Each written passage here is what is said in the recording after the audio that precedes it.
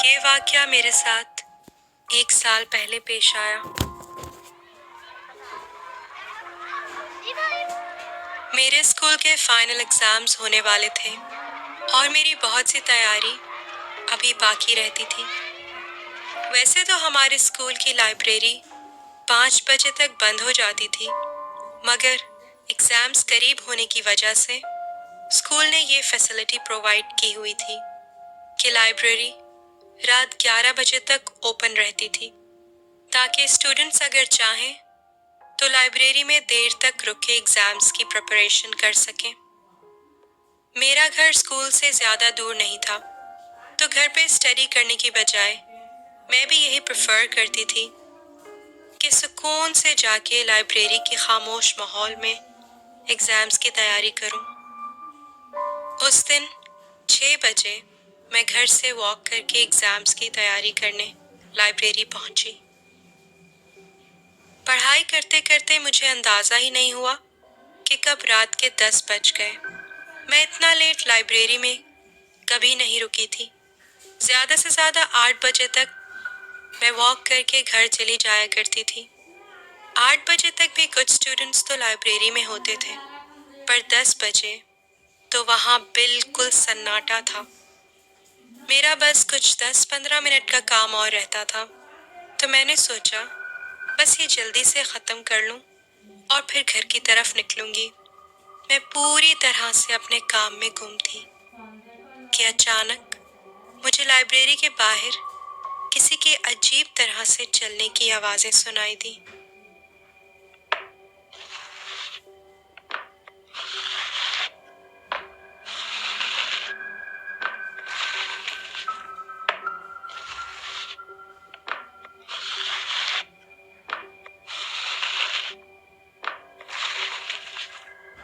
मैंने फौरन अपनी किताबें उठाई और तेजी से लाइब्रेरी से निकली। हमारे स्कूल की लाइब्रेरी के बाहर एक लंबा सा कॉरिडोर है, जिससे गुजर के राइट साइड पे मुड़े तो स्कूल का मेन डोर आता है। मैं कॉरिडोर से गुजर के मेन डोर की तरफ तेजी से बढ़ रही थी कि मुझे कॉरिडोर के एंड पे कोई औरत खड़ी नजर आई।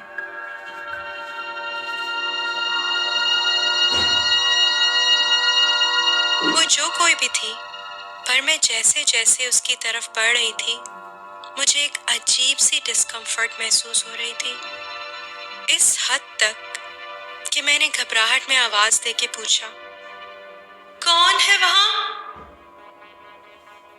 मेरे ऐसा कहते ही कुछ ही सेकंड्स के अंदर वो वहां से चली गई। मैंने सुकून का सांस लिया और स्कूल के मेन डोर से बाहर निकली। थकन और भूख से मैं ठीक से वॉक भी नहीं कर पा रही थी, पर मैंने नोटिस किया कि स्ट्रीट बिल्कुल खाली थी, जो कि काफी अजीब बात थी, क्योंकि वो स्ट्रीट हमेशा काफी बिजी होती है और देर रात में भी लोग वहां वॉक करते नजर आते हैं। खैर, घबराहट और खौफ से मैं मुसलसल नीचे जमीन की तरफ देखते हुए अपने घर की तरफ जा रही थी कि अचानक मैंने जमीन पे किसी का बढ़ता हुआ साया देखा। हालांकि उस वक्त मेरे इर्द गिर्द कोई नहीं था।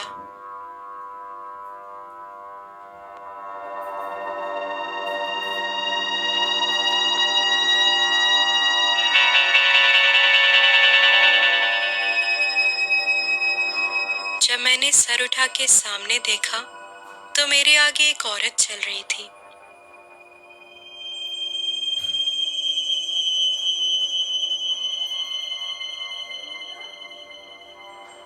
पर मुझे वो थोड़ा अजीब लगी।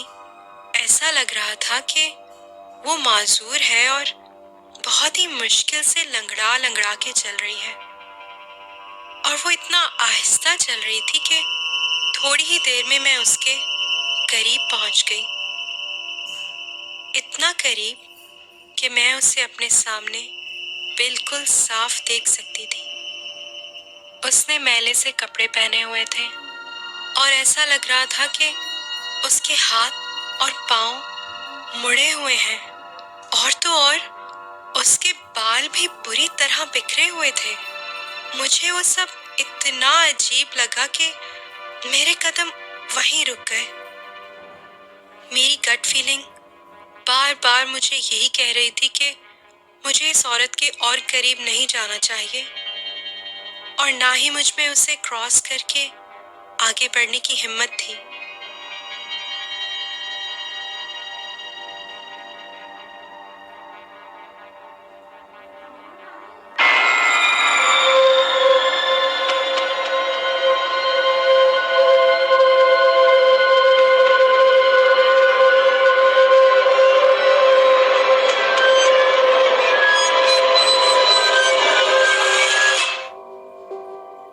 मेरी बेटी कहाँ है? मेरा जिस्म जैसे उस वक्त फ्रीज हो गया था। उस वक्त खौफ से ना तो मेरे मुंह से कोई आवाज निकल पा रही थी और ना ही मैं अपनी जगह से हिल पा रही थी। मेरा जहन बिल्कुल सुन था। मुझे समझ नहीं आ रहा था कि मैं उसके सवाल का क्या जवाब दूं। मैंने डर के मारे उस औरत को उंगली से दूर इशारा कर दिया। वहां। मैं बस चाहती थी कि वो वहां से चली जाए। वो लंगड़ाती लंगड़ाती उस तरफ चली गई जिस तरफ मैंने इशारा किया था और अंधेरे में इतना दूर निकल गई कि मेरी नजरों से ओझल हो गई। मुझे ये खौफ खाए जा रहा था कि कहीं वो औरत दोबारा मेरे सामने ना आ जाए, इसलिए मैं तेज तेज घर की तरफ दौड़ना शुरू हो गई। उस वक्त मेरा जहन कुछ और नहीं सोच पा रहा था सिवाय इसके कि मुझे कोई गाड़ी या कोई बंदा रोड पे नजर आ जाए जिसकी मैं मदद ले सकूं। और फिर उसी लम्हे मुझे उस औरत के दूर से चीखने की आवाज आई।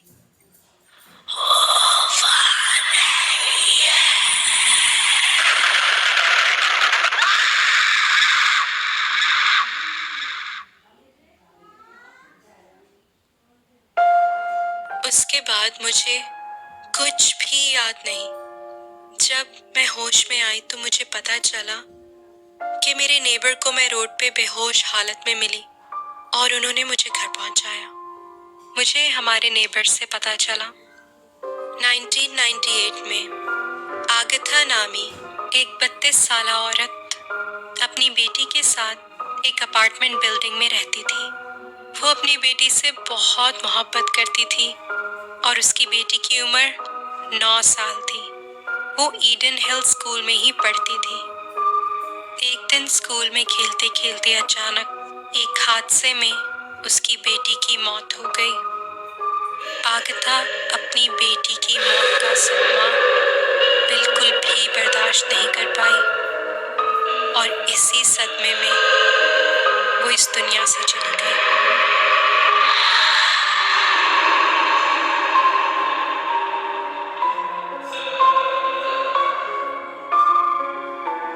उस वाक़े के बाद आगता ईडन हिल स्कूल में और उस एरिया के आसपास अक्सर लोगों को अपनी बेटी को ढूंढती हुई नजर आती है। उसकी बेचैन रूह मरने के बाद भी अभी तक अपनी बेटी से मिलने के लिए भटक रही है।